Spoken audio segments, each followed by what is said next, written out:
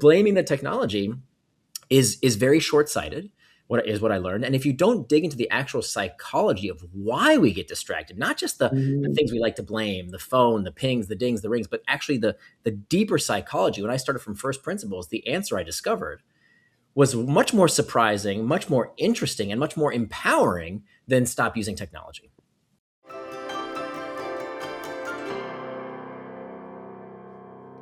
For many of us, distractions have become a constant part of our lives.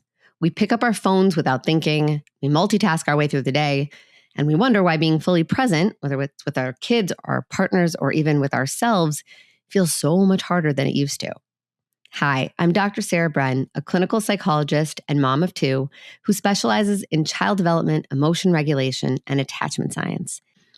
And I'm so thrilled to be joined this week on the podcast by someone whose work has shaped how so many of us think about attention and intentionality, Nir Eyal. Nir is the author of the best-selling book, Indistractable, and his research sits at the intersection of psychology, technology, and human behavior. In our conversation, we get into why we actually get distracted, why willpower is not the solution, and how internal triggers, not just phones or notifications, but internal triggers are usually at the root of this distraction. We talk about how parents can become more intentional with their attention, how to model healthy tech habits for our kids, and the practical strategies Nir teaches to help both adults and children build the skill of staying present. By the end of this episode, you will walk away with a new framework for understanding distraction. You'll have concrete tools that you could start using today, and you'll have a much deeper sense of what it really means to live and to parent with intention in a world full of competing demands.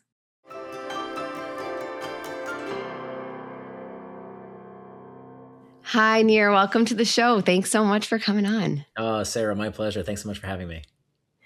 So you've written a couple books on focus and distraction and how our minds approach things. I'd really love to hear what got you into this work and why did you write the book Indistractable? Yeah, so the inciting incident for me was that I had published my first book and enjoyed some amount of success from that. I was asked to do speaking gigs and consulting work and all kinds of fun things.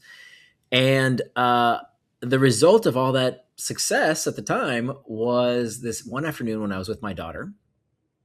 And we had some daddy-daughter time, just some time blocked out to have some fun together. And we had this activity book that I remember of all kinds of games that dads and daughters could do together. Somebody gave it to me for Father's Day or something. And I remember there were all these activities in the book. You know, one of them was to make a paper airplane throwing contest. And another was to do a Sudoku puzzle together. And one of the activities in the book was to ask each other this question. The question was, if you could have any superpower, what superpower would you want? And I remember that question verbatim, but I can't tell you what my daughter said, because in that moment, for whatever reason, I thought it was a good idea to let me just check my phone real quick, honey. I just got to do this one thing. I'm so sorry. Let me just check my phone. And by the time I looked up for my device, she was gone, because I was sending her a very clear message that whatever was on my phone was more important than she was. And she went to go play with some toy outside. And so that's when I realized to myself, wow, I really have to get control over this, because frankly, Sarah, it wasn't just with my daughter. It would happen when I would say, oh, today is going to be the day I eat right and exercise, but I didn't and I wouldn't. Today is going to be the day I work on that big project and finally finish it. And I'd procrastinate and do God knows what for 20, 30, 45 minutes, everything but the project. And so if you ask me today what superpower I would really want, right? We can't have X-ray vision or whatever, real superhero powers. If you really ask me what power I would want, it's the power to be indistractable, which is the title of the book.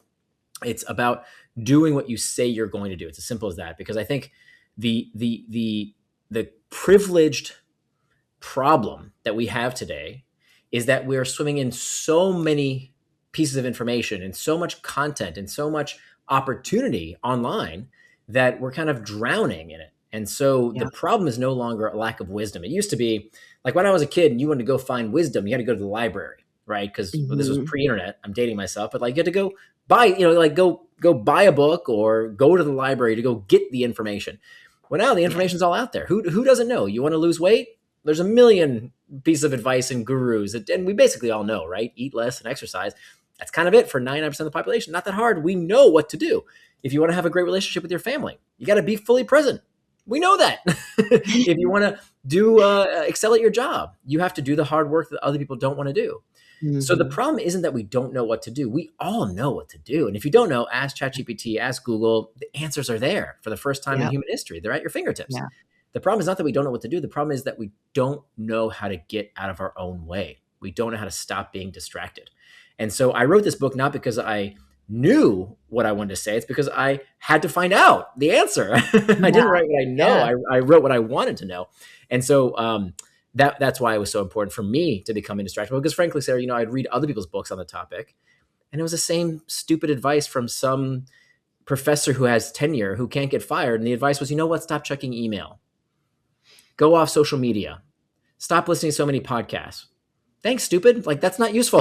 I'm not going to do that. So having, blaming the technology is very short-sighted. What I learned. And if you don't dig into the actual psychology of why we get distracted, not just the Mhm. things we like to blame, the phone, the pings, the dings, the rings, but actually the deeper psychology. When I started from first principles, the answer I discovered was much more surprising, much more interesting, and much more empowering than stop using technology. Yeah. So how did you get there? Like, how did you dive into the psychology of it? Yeah, I really started from first principles because, the first thing, let me back up. The first thing I did before I did the research for the book was I tried everybody's advice. Right, I bought the Mhm. books on how to stop using your cell phone so much, and there are a million of them these days. And I did what the books told me to do. The book said stop using technology, and I did that. And I got myself a flip phone, the kind we used to use in the Yes. 1980s. Or 1990s. I'm not sure how old you are, but Yeah. I I had a remember these. pink razor. I Yeah, remember. the Oh, but even razor, people right? like, Yeah. Oh, yes. that was high tech. That was high Yeah, tech. that The was that Nokia. was Right? a new phone. I had like a Nokia. Yep. Mm-hmm. Yep. So I Oh bought one of yes. those off of We are eBay. dating ourselves. Yeah, exactly. And then I got myself a word processor. I don't know if you've seen what these things are like, but I got them from like some library wholesale on eBay. But basically, it's like a word processor, no internet connection. It's only a wired connection, and all you can do on it is type. That's it. I bought one of those two, and I thought, okay, I solved the problem. No social media, Problem no solved. apps, no internet. Done. I'll be super focused. And here's what happened. I would sit down at my desk, and I would say, okay, I'm not going to get distracted. Nothing's going to get in my way. I'm just going to focus. I'm just going to write. But you know what? There's that book on the shelf that I've been meaning to finish. Now would be kind of be a good. Let me just browse that. I'm doing Yeah. research, or let me just clear up my desk, or oh, the trash. The trash needs to be taken out. And I kept getting distracted. And it Yeah. turns out that's when I started digging into this. Like, how come I got rid of the technology? Shouldn't I be free of distraction? And it turns out that people have been struggling with distraction for at least the past 2,500 years. Plato, the Greek philosopher, was talking about akrasia in the Greek, the tendency to do things against our better interest. He was talking about it 2,500 years before the internet. So the problem has to be deeper than just TikTok and Instagram and these apps that we do find very engaging, and they're definitely designed to be engaging. But that's the surface. That's not the deeper Mhm. reason. Mhm. Yeah. No, that makes total sense to me. I mean, obviously, I think the tech has gotten a little bit more pernicious in its ability to hook into us. I mean, your first book is My first called book, yeah, Hooked, all right? about that. It's all about Totally. that. And Yeah. so I think it's harder, especially younger minds that are being raised on it, like getting that wiring earlier to like, what's the thing that I'm trying to say? Like you and I, probably, I'm guessing, based on the little tech nuggets you left about the breadcrumbs about how old you might be. I grew up at a time where I definitely had tech, but it was not everywhere. And my childhood was not surrounded by it. And boredom was something that I had to like grow a tolerance for in a different kind of way Mhm. than most kids today do. And certainly as an adult, I don't, like my boredom tolerance, my white space tolerance has atrophied tremendously in the last Yeah, I 20 know, years. yeah. I think this is what we're getting at, which is like, Yeah, how do we expand our tolerance for this white space, this less stimulating space that we kind of need to create in order to focus yeah. and prolonged focused. But like, it's tough. I mean, I guess I'm just like, I'm not going to let tech get off the hook that easy, big tech, but I hear you. I think I'm very curious about what you found helpful to yourself and to the many people you help and talk with, Yeah. to when all the noise is coming in, how do you get the work done, or how do you Yeah. find the thing that matters? In fact, let me agree with you on that. I think that if we do not do something about this for ourselves, not only for ourselves, if you think the world is distracting now, just wait a few years. Right? The Yeah. world is only going to become a more distracting place with virtual reality and all the stuff that's happening in real reality and AI and all the stuff that's coming down the pipes. There is no way the world is going to become less distracting. There will be more people trying to manipulate your attention than ever, and they're going to be better at doing it than ever before. We know where this is going. It is Mhm. undeniable. And I know all their tricks, right? My first book, Hooked, it was about exactly how they get you hooked, all these psychological tricks they use to keep you using their products and service. That is not going backwards.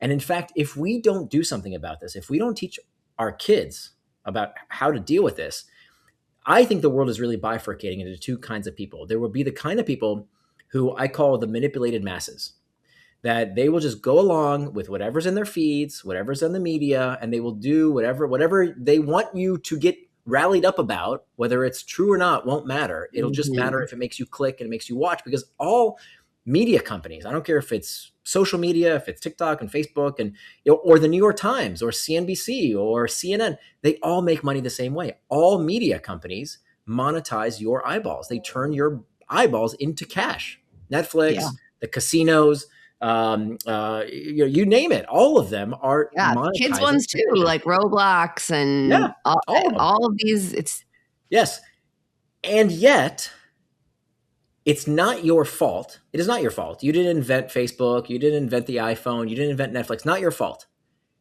but it is your responsibility. Because who else's responsibility could it possibly be? Are we going to ask Netflix, hey, Netflix, your shows are really interesting. Please stop it. Mhm. Hey, NBA, I like to watch games way too much. Hey, iPhone, your devices are way too user friendly. Please stop it. Right. There's no way. The No. price of progress, the price of living in a world with so many good things in it, the fact that we don't have to be bored anymore, Mm. we can stay constantly connected, we can have the world's information at our fingertips, we can learn any skill we want pretty much for free. The price is that we have to change. We have Yeah. to adopt these new ways of living, or we will be manipulated by these devices. So it's either become part of the manipulated masses, or stand up and say, no, I will decide how I spend my time and attention. I will become indistractable. That's the only choice we have. Yeah. And every time I talk to someone about something that's like so resonant for like adults and me as an adult, I'm always like, oh my God, there's this parallel process of like, how do we do this for our kids? Because Yeah. it's like, we could literally have 2 podcast episodes just about like how to do this for ourselves and how to do this for our kids, but we have to toggle between the two, because I'm like, I need to be indistractable because I am deeply addicted to my phone, and I don't, my white space tolerance has completely atrophied. I've actually gotten better. I do much better now than I did, like, let's say a year ago, but it's hard.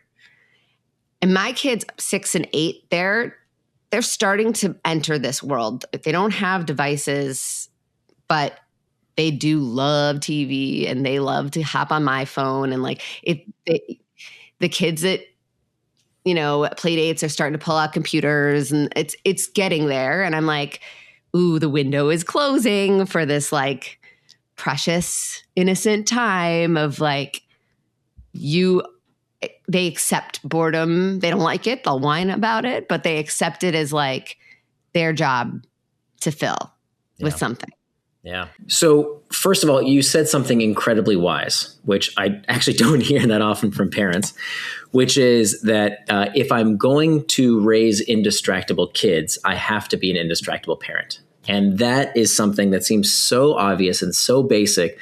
But you would not believe how many times I hear parents saying, "Oh, my kid is always on Fortnite and they're always on TikTok and they're always on their game." And meanwhile, as they're telling me this, they're holding their phone checking email.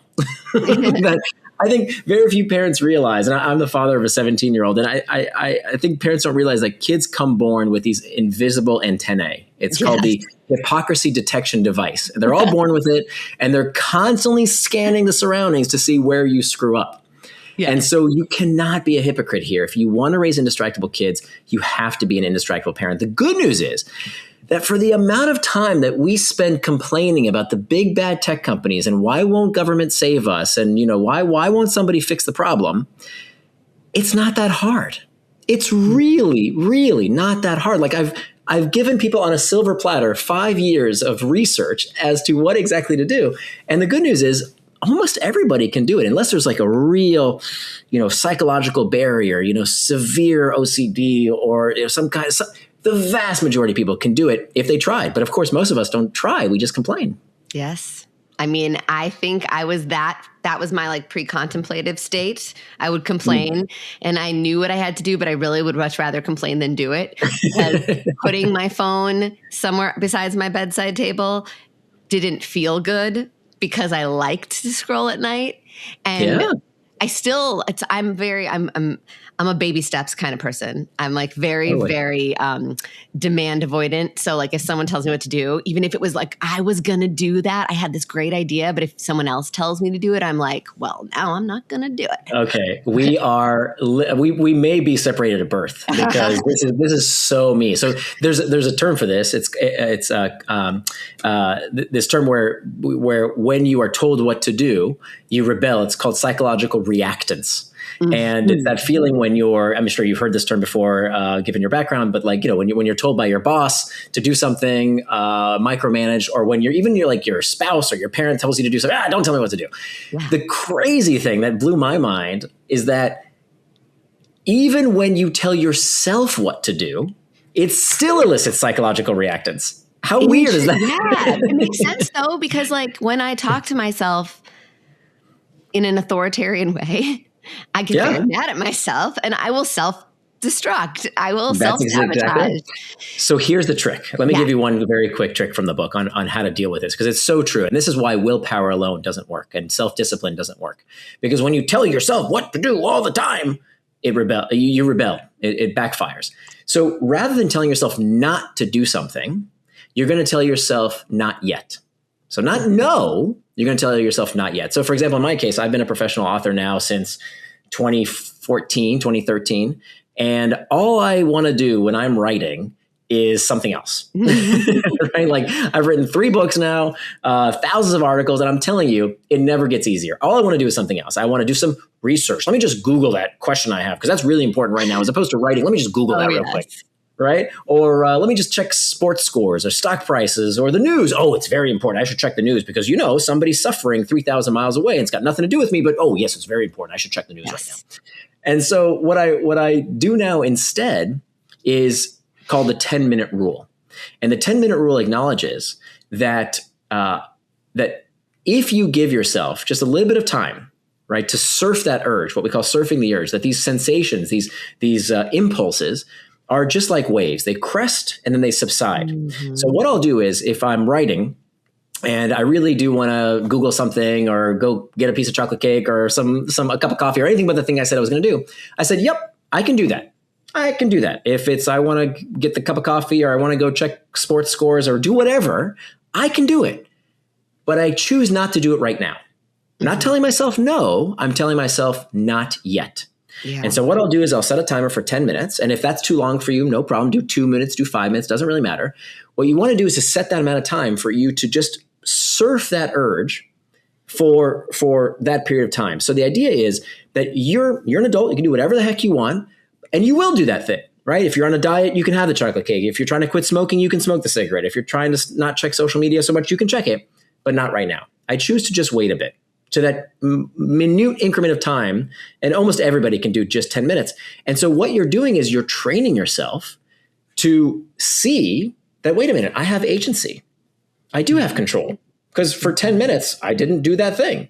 Yeah. And so the 10-minute rule becomes the 12-minute rule, becomes the 15-minute rule, becomes the 20-minute rule, and you're building your sense of agency, as opposed to, it's impossible. Everything's so addictive. I can't help myself. I can't stop. I wish the government would fix this. Yes, right? You're proving to yourself you have agency. You're not only proving to yourself that you have agency, because I think that's a hugely important piece, that you have to consciously log that new data, right? That's that sense of self that's like, oh, I can do this. That's I right. didn't think That's I could, exactly but I right. can.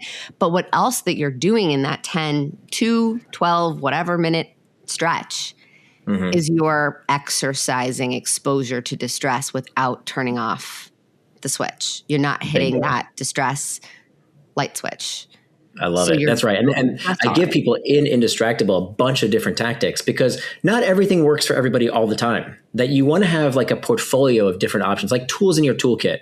So that sometimes you're pulling out the 10-minute rule, and then other times it's surfing the urge, and then other times it's a personal mantra, and other times the idea here is that you want to have all kinds of tools that you can use.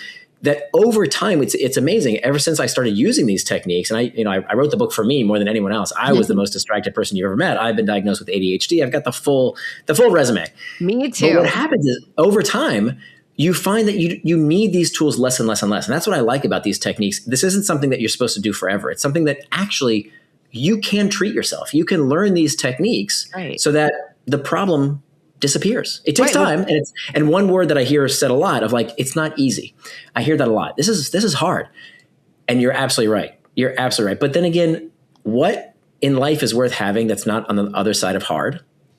Right? Raising great kids. It's hard, right? Yes. You and I both know it. It's freaking hard. Yeah. Starting a podcast, super hard. Starting a business, having a great marriage, having a great career.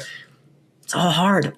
Everything worth having is on the other side of hard. Yeah. And I think the other side of Indistractable is sort of some numb bliss, right? Like the opposite, like being distracted all the time. Like we're saying, like to surf that urge to go do this thing that feels easier and better and quicker or more instantly gratifying means you have to sit in distress.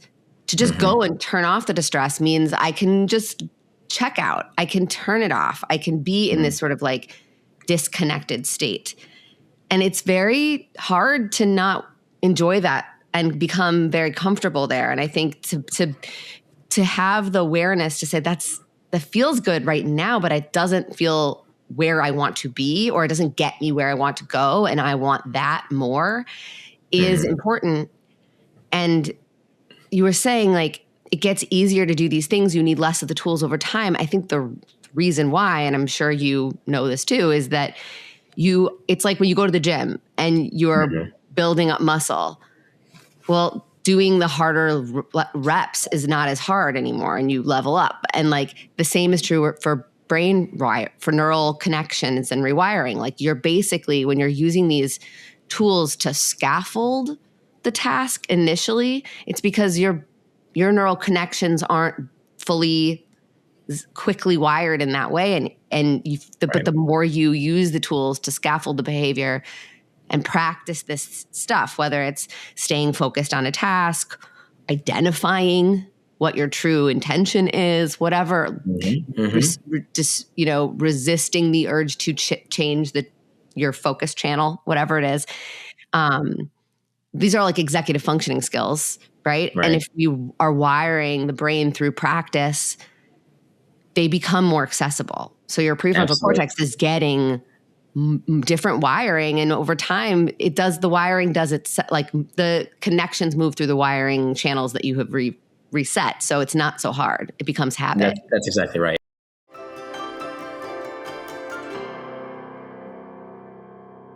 You just heard us talking about how a key to becoming indistractable is by strengthening the executive functioning skills that help us manage impulses, follow through on our intentions, and stay regulated when life throws distractions our way. But being the parent who has to teach these skills, that can be a real challenge. Because when you're the one constantly reminding, redirecting, and trying not to sound like the nagging parent, it can turn into a recipe for power struggles, big feelings, and frustration on both sides. At my group practice, Upshur Brain Psychology Group, we help kids and teens build these executive functioning, emotional regulation, and cognitive flexibility skills, so you don't have to take on that role by yourself. Whether your child has trouble transitioning, managing big feelings, staying focused, or following through on tasks, we'll give them tools that actually stick to help them make daily life run more smoothly. With offices in Pelham, New York, we offer both in-person and virtual therapy, as well as coaching support for families nationwide. To learn more, visit upshurbren.com. That's UPSHURBREN.com, or click the link in the episode description to schedule a free 30-minute consultation call. All right, let's get back to my conversation with Nir.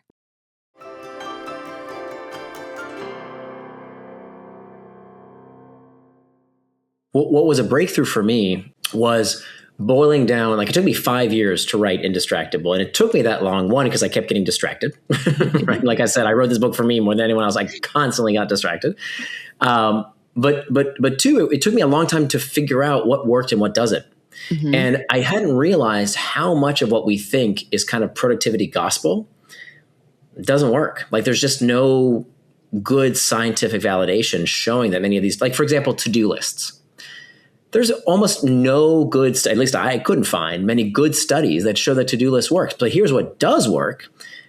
I mean, really well, thousands of peer-reviewed studies have shown that time boxing, or they call it setting up implementation intention. That's the fancy way of saying planning out what you're going to do and when you're going to do it. Literally thousands of peer-reviewed studies have shown this.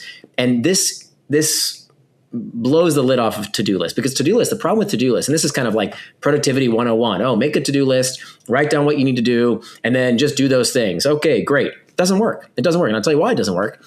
Because to-do lists have no constraints. Mm-hmm. And so what happens is to-do lists become this register of things I want to have done. Mm-hmm. But do we do the hard work? No. Do we do the important work? No. We do the easy stuff. We do the urgent stuff. We don't do the stuff that really moves our lives and careers forward. So I remember I used to growing. You keep adding. Exactly. Right? Exactly. So what happens? You get home from work, the end of a long day, you've been running around like crazy, and now you have a million things on the to-do list. You look at it at the end of the day, you say, I didn't do all those things. And so what does that do to your psyche? What does that do to your self-image if day after day, week after week, month after month, year after year, you tell yourself, I didn't do what I said I was going to do, loser. Yeah. And so what people then start telling themselves, well, I must not be good at time management. I must have a short attention span. I must have something broken about me. I must be morally failing somehow. No, it's not that you're broken. It's that this stupid time management technique is broken, because to-do lists have no constraints. Whereas a time box calendar gives you constraints. The constraint is 24 hours in a day. Yeah. So and that forces you to make trade-offs, because this is one of the most important lessons I learned writing the book was you cannot call something a distraction unless you know what it distracted you from. I'm going to say it again. It's so important. You can't call something a distraction unless you know what it distracted you from. So I can't tell you how many times I hear people saying, oh my goodness, the world is so distracting. Did you see what Trump did? And did you see what happened on Twitter? And did you see in the news? And did my kids want this? And my boss wants that? It's so distracting. And I say, wow, that's really tough. What did you get distracted from exactly? What did you plan to do? Not your to-do list. What was on your calendar? And you know what they show me? Nothing. Blank space. So part of being an adult, ladies and gentlemen, if you want your adult card, if you're a child or if you're retired, ignore this advice. Part of being an adult is you have to plan your day. Okay? Mm-hmm. That's not rocket science. This is not asking too much, folks. Plan out. I want to go to the gym. I want to be with my kids. I want to play video games. You want to play video games? Yeah. Awesome. Play video games. Watch Netflix.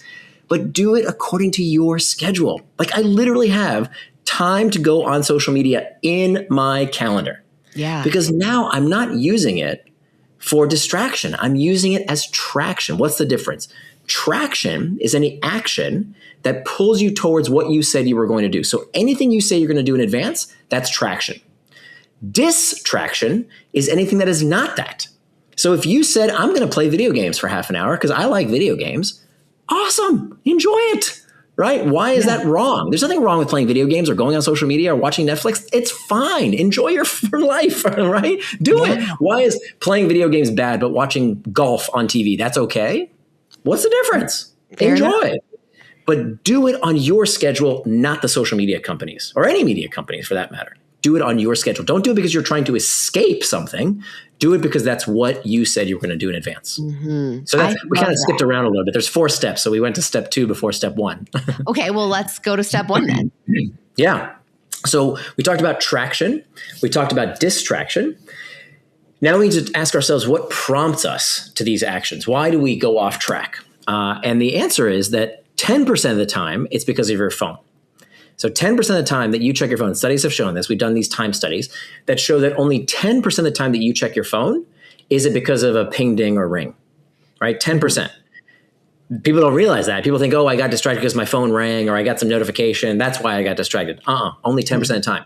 The other 90% of the time that we check our devices, 90%, it's not because of an external trigger. It's not because of a ping, ding, or ring outside of us. It's because what's happening inside of us. Mm-hmm. These are called internal triggers. What are internal triggers? Internal triggers are uncomfortable emotional states that we seek to escape. Boredom, loneliness, uncertainty, anxiety.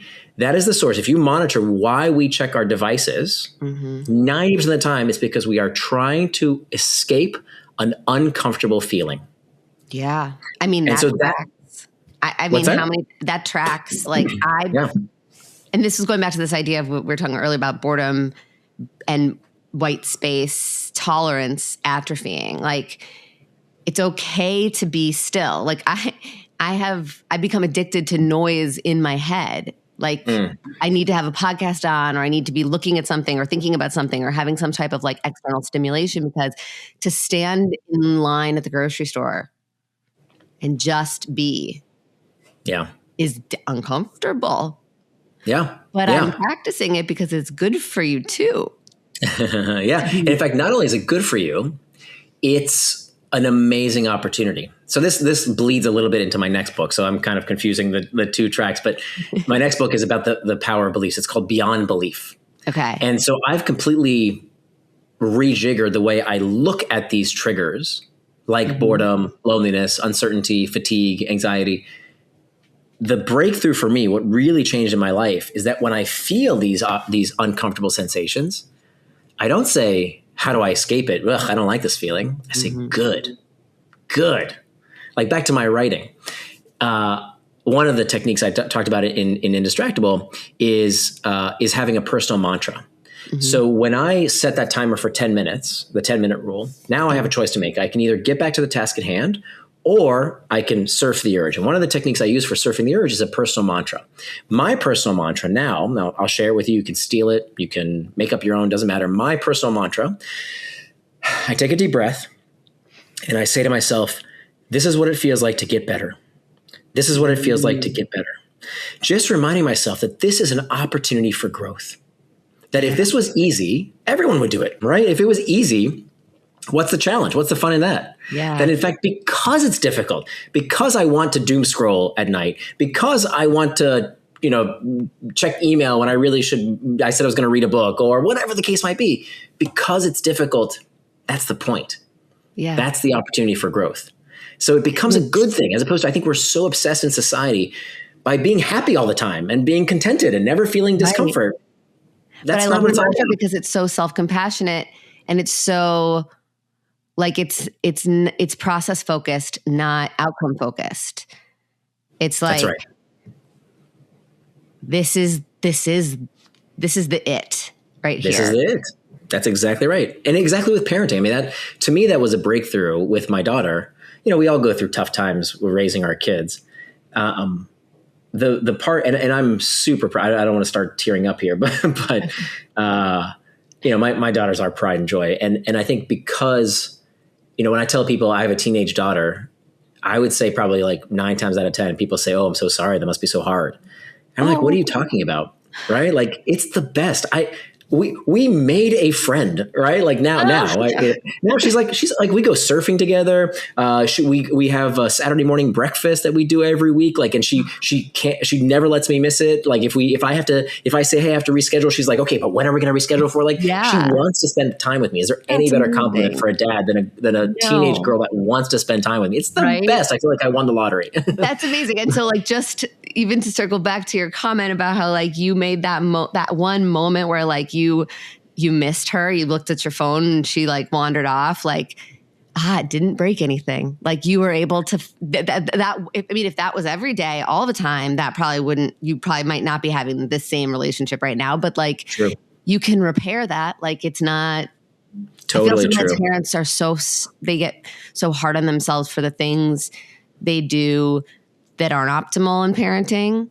But like, gosh, we're human. And when we recognize that and say, ooh, I didn't like how that felt, I'm going to do something a little different next time. Like, those are great opportunities. Again, like this beyond belief self-talk. Like, if you say, oh, see, I'm just such a crappy parent. Like, okay, well, where do you go from there? But if you're like, That's ooh, right. I got to do something different next time. Oh, now we're on a different path. I got goosebumps as you said that, because I think the turning point for me, especially when I was writing Beyond Belief and learning about the power of these beliefs, is when I became vulnerable with her. Like, when I realized that this challenge, whatever the challenge was whether it was with distraction, whether it was just a conflict I was having with her, a difference of opinion or whatever, we have disagreements. Everybody has disagreements. When I saw those things, not as a statement of my character or my parenting or anything having to do with me, it's not my identity. It's just an opportunity for growth. That's all it is. It's just an opportunity for growth.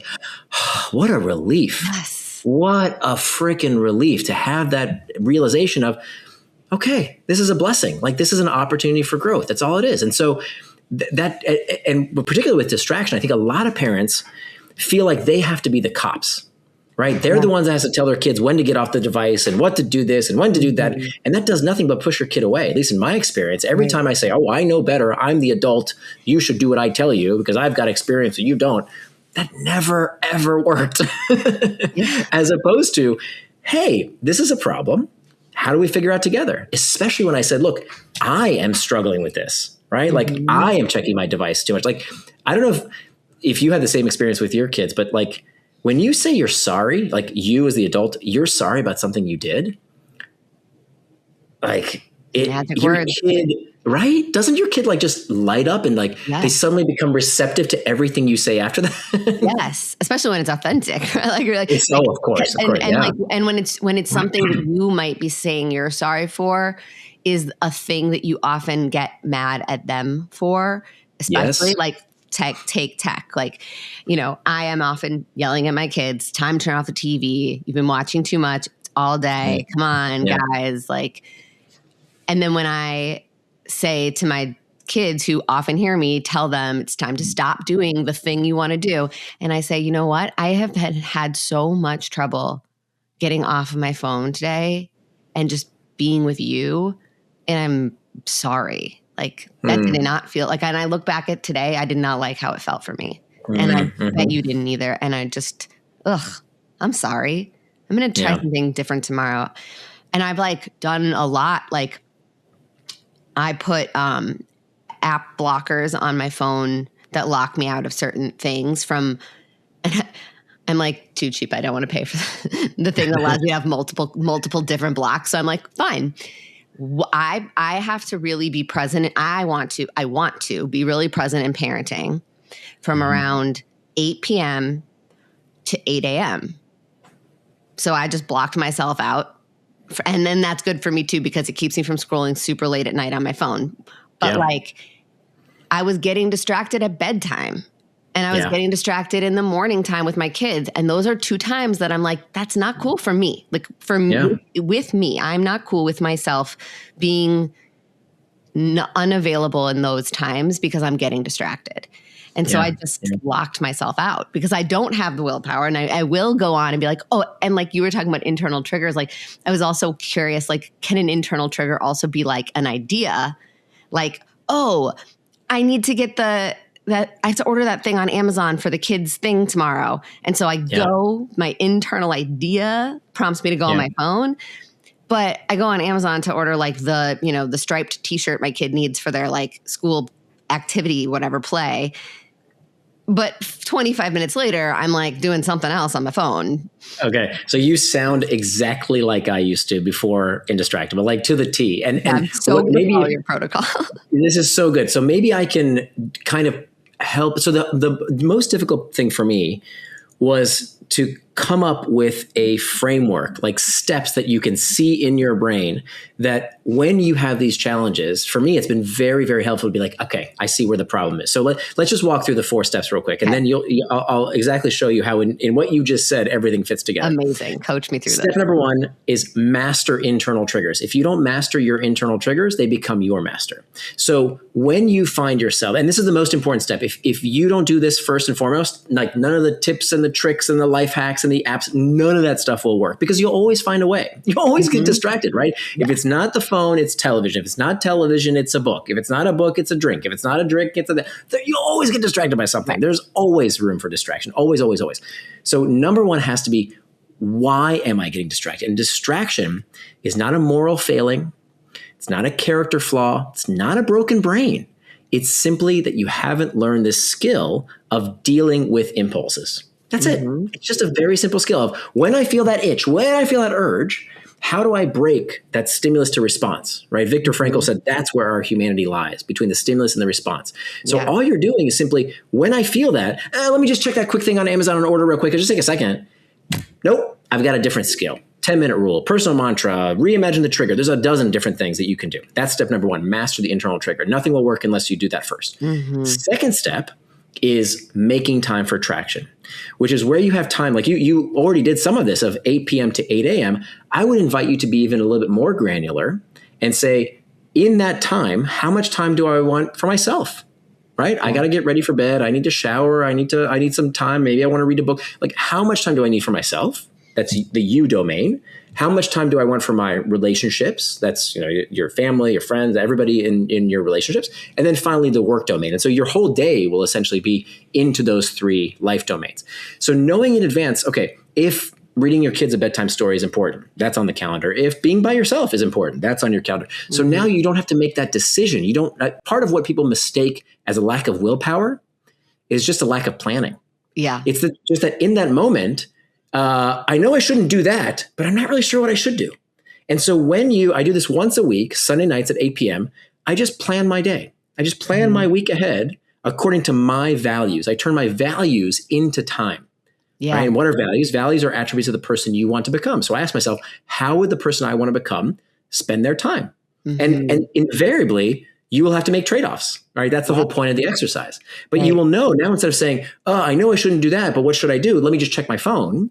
It's okay. I see exactly what I should do. Now it's time for me. Now it's time for this. That you know exactly what to do. So like basically taken this. This is a great executive functioning skills, right? Because in the moment, decisions are challenging. But if you've pre-decided, if you've pre-planned, when you're super regulated, you're already in that sort of like thoughtful, mindful, intentional place, which is the great time to be making decisions of how you want to spend your time. And then you've done all that pre-thinking. Then in the hectic moments when everyone's like in the kitchen yelling at you, but they want more dessert, and it's like, oh, you know what? It's time to go upstairs for bed. Because that's the time it is right now. And let me tell you, when I started doing this, I would yell at my daughter, it's past your bedtime. Go to bed. It's past your bedtime. And then she looked at me one day and she says, Daddy, do you have a bedtime? I didn't. Do you now? I sure do. Yeah. The evidence is unequivocal. We all need rest for your mental health, for your physical health. You got to get sleep. We all know this. This is not controversial anymore.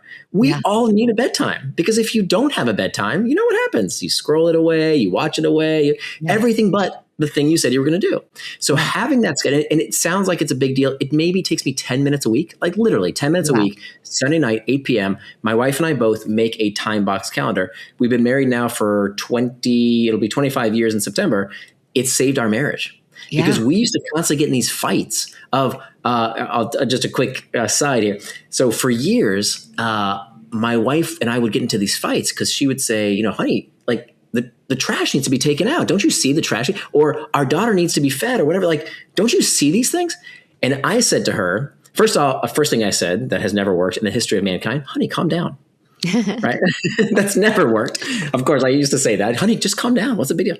I said, if you need me to do something, just ask. What's the big deal? Why are you getting so upset? Just ask. And what I didn't realize, that I now realize, is that I was asking her to do yet another job.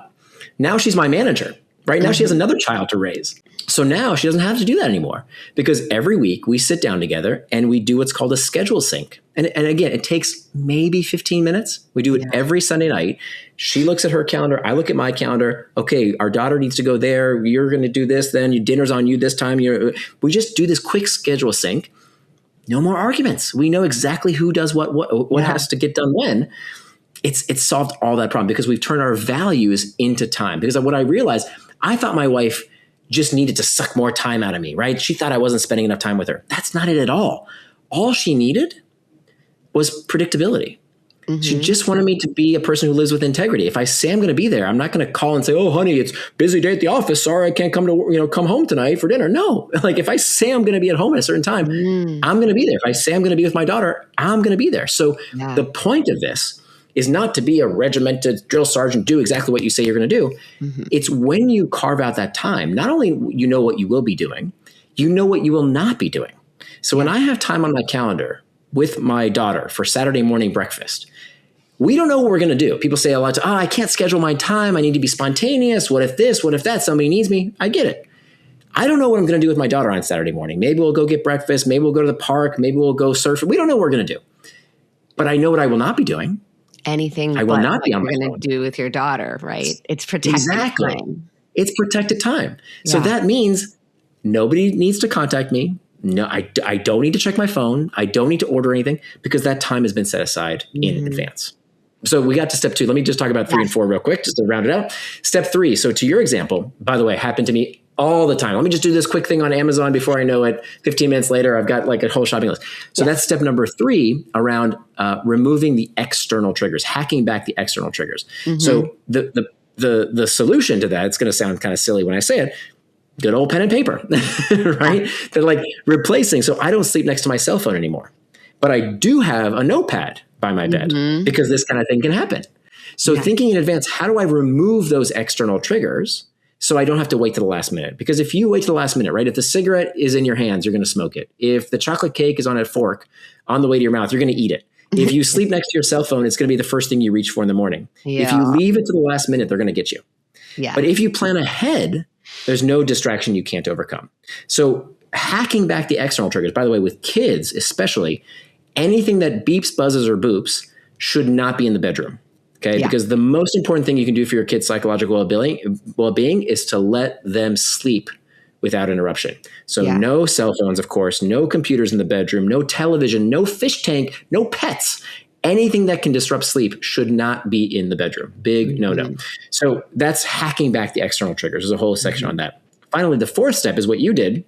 Now we can put everything in its place, where you did what's called a pact or a pre-commitment, where you use a technology or some kind of promise that says, nope, when all else fails, there's a fail-safe. There's a firewall against distraction.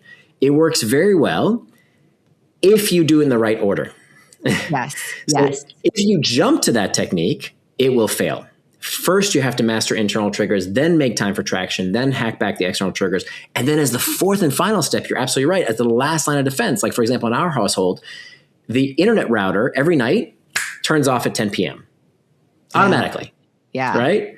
Now, could we turn it back on? Of course we could. But now I have to fiddle with it and plug it back in and change the alarm and all that stuff. It's just that little bit of friction to remind me, that's not really what I want to do right now. But that's the last step. If you do it first, it won't last. That makes so much sense. And I very much appreciate this coaching because it's like I've gotten sort of like 80% on a lot of these places, but I haven't taken it where I really can like cross the finish line. Like I do time block, and it's so funny because a lot of your work is, we've been talking about executive functioning. I work with a lot of kids who have ADHD. I myself have ADHD, but I work with a lot of kids who have it, and I cannot tell you how many times I get the massive eye roll from a 10-year-old when I'm like, let's talk about getting you a planner, like a paper planner. And they're like, but I'm like, I remember one time I had this kid I was working with who has ADHD and OCD, which is a tough combo because he would both worry about all the things he had to do and then get incredibly distracted and resistant to doing the things he had to do. But he was holding it in his head and it was driving him very, very bonkers. He would get very stressed. Mm. And he's very sort of obsessive about time. Time was really stressful for him. He never felt like he had enough of it. Very central focus for him. And one of the things that we did was, I think he was 9 at the time. And I was like, okay, so tell me all the things you're holding in your head, which is this like never ending to-do list, to your point. And he was listing all the things he had to do for school. And I was like, okay, well, what do you have to do for today? And he's like, well, just these things. I'm like, how about tomorrow? He's like, well, just these things. And so I get this bucket of Legos out and I pull out different color blocks and I say, okay, these blocks, the red ones are writing. The yellow ones are math. The blue ones are reading, whatever. And I was like, each one is 10 minutes. So we wrote down all the stuff he was holding in his head for the week. And frankly, for like many weeks future, because some of them are like projects. This is a 9-year-old. Doesn't have that much work, but he was so stressed. Yeah.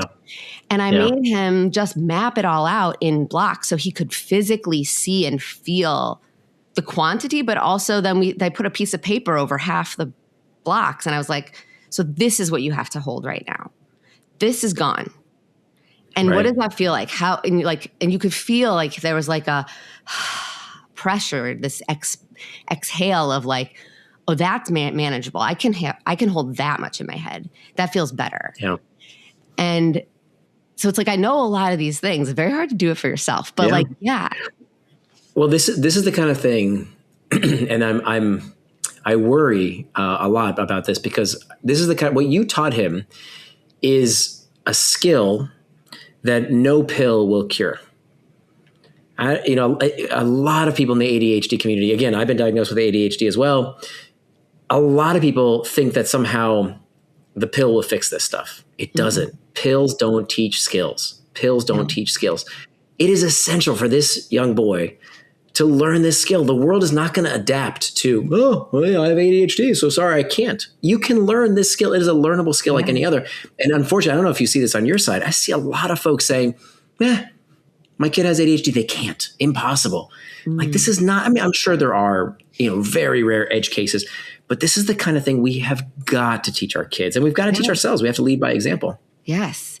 And I think like what I also do with this kid and with a lot of my kids is I do teach this time blocking because I think is really important because, and you talked about this and I think it's worth highlighting, is there's no, like those Lego blocks, we were talking about homework assignments and a lot of people will be like, the whole point of planning is these productive things. Like the homework or the book writing or the project for work or the working out, the good have-tos. But I have actually had this same kid and other kids I work with. I'm like, start with the video games. Yes. It's really important to you. It's really important to you to play video games. Okay. How much time do you feel like is an okay amount of time for you to play video games? And we would look at that in the context of all the things he wants to do. I would make him the full list, video games and more. And I'd say, okay, well, looking at all of this, video games is the most important to you. Okay. Where do you want to put that in your schedule? Let's put it in now. Those are your rocks. What else is a rock for you? Oh, spending time. I want to watch movies with my mom on the weekend. Okay. I want to have a sleepover with my friend this day. Okay, great. These are all in the schedule. Now let's fill in the pebbles. Other things that have to happen, other things that other people want you to do, other things that you don't want to do, but you want the outcome. So, okay. So then we put those in, but like we work around the things that are his priorities. And you were talking about that, like, as long as it's an intention, there's no moral judgment on what your and with parents, this is really important because if you decide what your kid's plan A is, what their priorities are, what their rocks are, and they're not in alignment with what they feel like are their rocks, you're going to have a lot of friction with them. But if you say, what is your biggest, most important thing? Okay, let's put it in there first. Now let's see what else can we fit. They're going to be much more cooperative and open to this process. It's so true.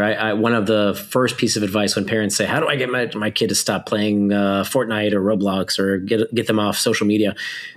One of my first pieces of advice is, are you planning for it? Like sit down with them and actually plan that time. Because if you don't do that, a lot of parents say, well, do everything else and then you can play. But what's that kid doing the entire time? they're thinking, okay, am I going to get time? Am I going to get time?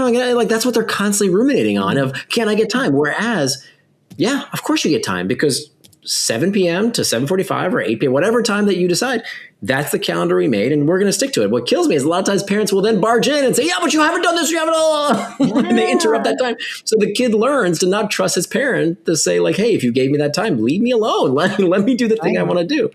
And it's incredible when you ask. So with my daughter, we asked her at 6 years old, right? She was going a little overboard with iPad time. And we asked her at 6 years old, we said, how much time do you want to spend with your iPad? And this was when she was just 6. And I remember she thought she was getting one over on us. And she said 2 episodes. And 2 episodes, because that's what she did with the iPad. She liked to watch, kid shows. And 2 episodes, I did the math, it's about 45 minutes. Well, there is not even one study that shows that 3 hours or less of age appropriate, of course, it has to be age appropriate. Lots of bad stuff you don't want your kid watching. But as long as it's age appropriate, 3 hours or less of age appropriate screen time. I think that above the age of 2 or 3, right? You don't want kids exposed, too much younger than 2, but above the age of 2 or 3 is fine. Mm-hmm. It's fine. There's nothing bad about it per se. So 45 minutes, I got no problem with. But here's what I said. I said, okay, fine. But I don't want to be the cop. Okay, I'm not going to be the police officer. I'm not going to tell you to get off of the device. How can you make sure that it's time to put the iPad away? And she thought for a bit. And then she said, well, how about this? We at the time, we had a microwave oven that was below the countertop. And many times we would use it, had like a little timer function. Mm-hmm. And we would use it, if we were baking something or whatever, we would set the timer. And so she saw that. And she said, how about, because she could get to that level, it was below the countertop. She said, well, how about I use the microwave? And when the 45 minutes are up, I'll put the iPad away. It worked. And now, actually, even now as a 17-year-old, I hear her telling her device. She just tells her device 45 minutes or whatever, and she watches YouTube. She taught herself how to play guitar. I've never paid for a lesson. 100% she taught herself on YouTube. That's amazing. So, there's so much good that they can get out of it. It's silly. It's short-sighted to say, oh, all screen time is bad. It's about what you're doing, how much you're doing, what would the kid be doing instead of doing that. Yeah. So, our kids eventually, our job, at least I think our job as parents, is not to raise a kid. It's to raise a future adult. So if she only does the right thing when I tell her to do the right thing, I'm not raising a future adult. I'm raising a child. Because when she goes off to college or gets a job or whatever, I'm not going to be there. So she's got to learn this essential skill of moderating herself. And so she does that by figuring out how to deal with internal triggers, by making a schedule, by hacking back the external triggers, and by preventing distraction with packs. I love this. This is so good. I can't wait. You guys, you have to go get this book. I'm so grateful for you to come on this podcast and share all this with me. And I'm really excited to put some of these ideas into action. People want to get aware of, if they want to get connect with you, they want to follow what you're doing next. Definitely before this other new awesome book comes out, Beyond Belief. Okay. That's it. Amazing. Yep. Where can they connect with you? Absolutely. Yeah. So my website is nirandfar.com. It's spelled like my first name, Nir. So that's nirandfar.com. And the book we've been speaking about is Indistractable, How to Control Your Attention and Choose Your Life. And I've got a new book coming out in March called Beyond Belief, which is all about the 3 powers of beliefs. That's amazing. Well, you clearly have hacked this, and I'm very, very impressed. As a fellow neurodiverse brain, I really appreciate how much work goes into this. And so it's been really lovely talking with you. I appreciate it. Well, it all comes from solving my own problems, right? And I have the problems, so I've got plenty of things to share. Amazing. Thank you so much. My pleasure. Thanks for having me.